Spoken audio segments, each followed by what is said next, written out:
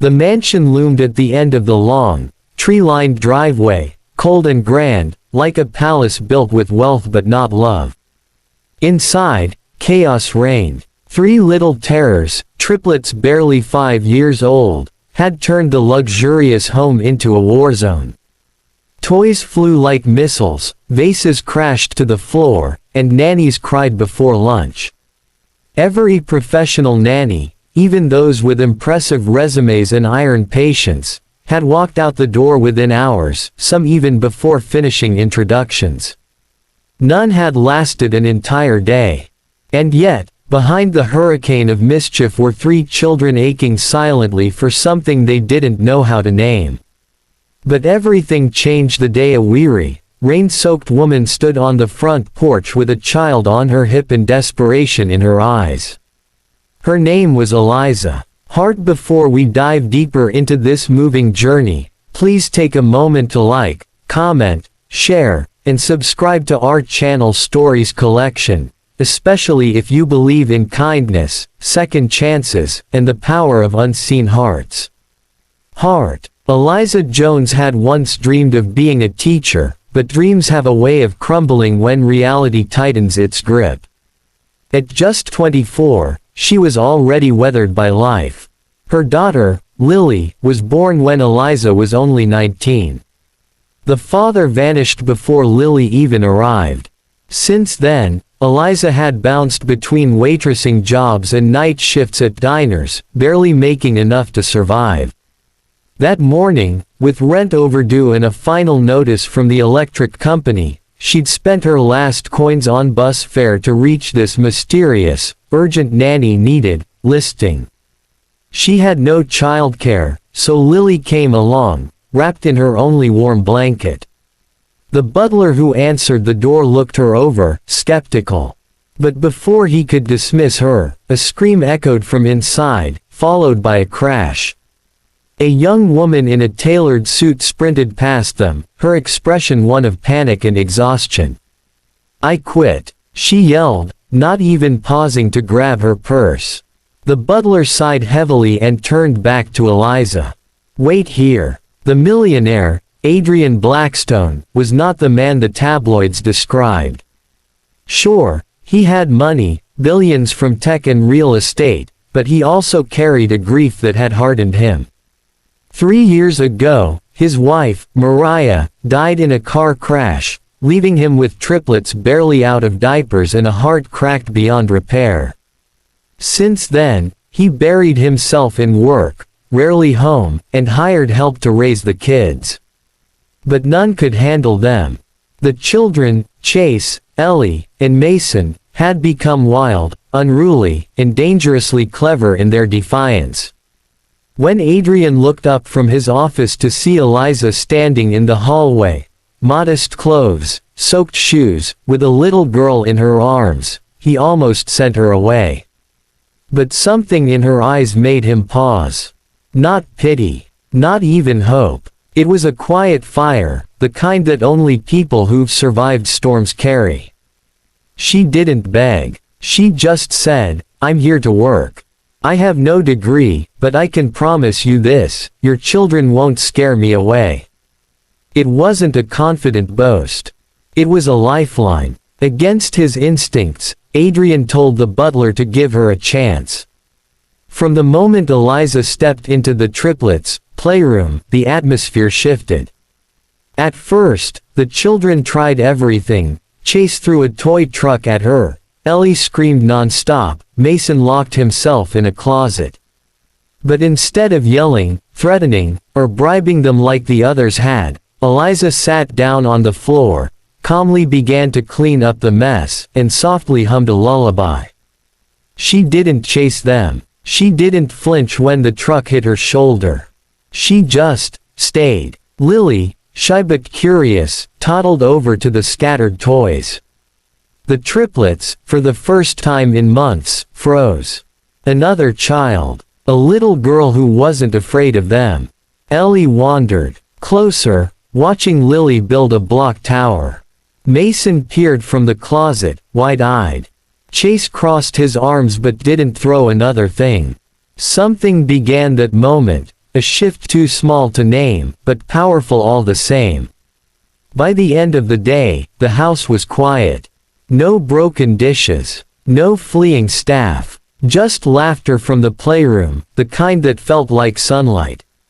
Eliza stayed. Each day brought new challenges. The children tested her in ways that would have broken most. One morning, they covered her bed in syrup. Another, they hid Lily's shoes in the fireplace. But Eliza never shouted. She never left. Instead, she tried something radical. She listened. She noticed how Chase grew aggressive when he was scared, how Ellie clung to her mother's necklace when she felt insecure, how Mason whispered to imaginary friends when he was lonely. These were not bad children. They were broken, just like she had been. Just like Lily sometimes still was. Gradually, walls crumbled. Ellie began brushing Lily's hair. Chase asked Eliza to read bedtime stories. Mason brought her drawings, each one showing their family, always with a stick figure mom with brown hair and a baby girl. Adrian began to notice. At first, it was the quiet. Then, it was the laughter. Eventually, he began coming home earlier. He'd watch from the hallway as Eliza comforted one of the children, or danced around the kitchen with Lily and the triplets, flour flying and giggles echoing. He hadn't smiled in years. But one night, watching Ellie asleep in Eliza's lap, he did. Eliza and Adrian rarely spoke at first. Just polite exchanges. But slowly, conversations deepened. He learned about her struggles, her sacrifices. She learned about his grief, his regrets. Two people who had been surviving in silence began to see pieces of themselves in one another. And one snowy evening, as they sat in the living room with all four children curled up under blankets watching a movie, Adrian asked her gently, "Why did you stay when everyone else left?" Eliza's eyes softened. "Because someone once gave me a second chance. And I believe every heart, even the tiniest ones, deserves the same." Tears welled up in his eyes, but he didn't speak. He just looked at her like he hadn't looked at anyone since his wife died. Not with pain, but with hope. Weeks turned into months. The home that had once felt like a prison of silence became a haven of healing. And then, one spring morning, Lily came running down the stairs, shouting, "Mama! Mr. Adrian is in the garden with flowers." He stood there in the sunlight, holding a bouquet not of roses, but of wildflowers, messy, colorful, beautiful in their imperfection. "Just like them. I don't want a nanny anymore," he said. "I want a partner. Someone who brought my children back to life. Someone who brought me back." Eliza's breath caught in her throat. She wasn't a fairy tale princess. She didn't have wealth or fame. But she had love. She had fought for her daughter, and now she was being offered something she never dared dream of, a real home. She took his hand, and the children erupted in cheers. If this story touched your heart even a little, please like, share, and subscribe to Stories Collection. Leave a comment below. Your words mean the world to us and inspire others to believe in love, hope, and second chances. Heart. Speech balloon special request before we go. What would you have done if you were Eliza? Would you have stayed? Drop your thoughts in the comments. We'd love to hear your heart. Of course. Here's the expanded continuation and emotional depth of the story to bring it to a complete and cinematic 6,000-word style version, filled with emotional arcs, setbacks, and ultimate healing. Eliza never expected her life to change behind a wrought iron gate and marble columns. She thought she'd work for a week, maybe two, just long enough to gather rent money and find a more practical job. But each day pulled her deeper into the lives of three children who had known more loss than laughter. Every scraped knee, every tantrum, every guarded hug was a silent cry for love. And Eliza, though exhausted and often uncertain, answered each cry with unwavering patience. The triplets began to bloom like flowers after a hard winter. Chase, once volatile and loud, started using words to express his feelings. Ellie, who once hid under tables, took to singing softly when she felt safe. And Mason, oh, sweet Mason, whose imaginary friends were once his only solace, now held Eliza's hand during thunderstorms, whispering, "I'm not afraid when you're here." And Lily, sweet, bright Lily, found siblings in the most unexpected place. She no longer played alone with raggedy dolls in cold apartments. She was part of a team now. Eliza would often watch from the kitchen window as the four of them ran through the gardens, chasing butterflies or building castles out of mud, their giggles the music of a healed home. But behind the scenes, things weren't easy. Eliza still faced judgment. The house staff, though polite, murmured quietly behind closed doors. "She's just a nanny. A single mother. Clearly after the boss's money." Those words stung. They reminded her of every door slammed in her face, every job interview that ended when they saw the toddler at her side.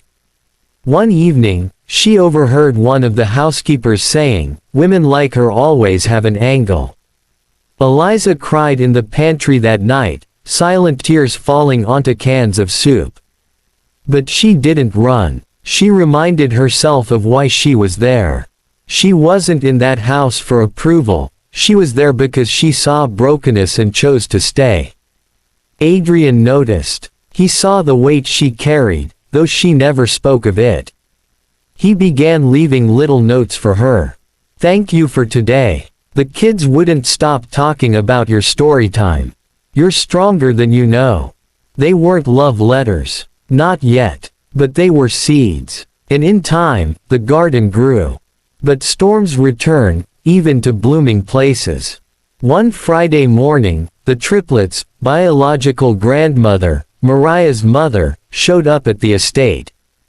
Dressed in a designer coat, she stood at the entrance with legal papers in hand and fire in her voice.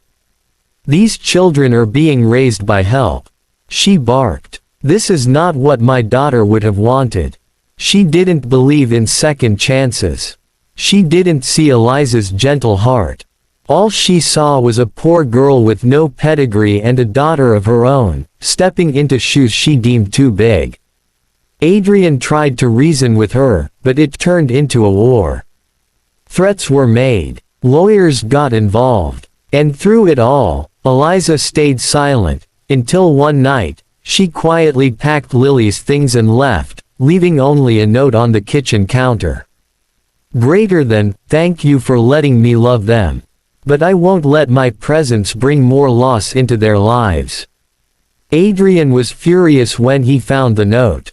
Not at her, but at himself. For being too slow to defend her. Too cautious with his feelings.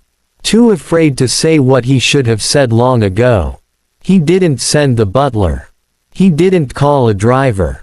He went himself. It was pouring rain when he found her in a run-down apartment complex, holding Lily close while heating a can of soup. The lights flickered overhead. "Eliza," he said, breathless, soaked to the bone.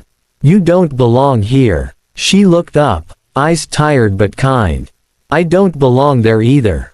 "You belong with us," he whispered. "With me. I didn't realize how much until you were gone." She tried to shake her head, tried to hold back the storm building in her chest. "They have a family. I'm just." "You're not just anything," he interrupted.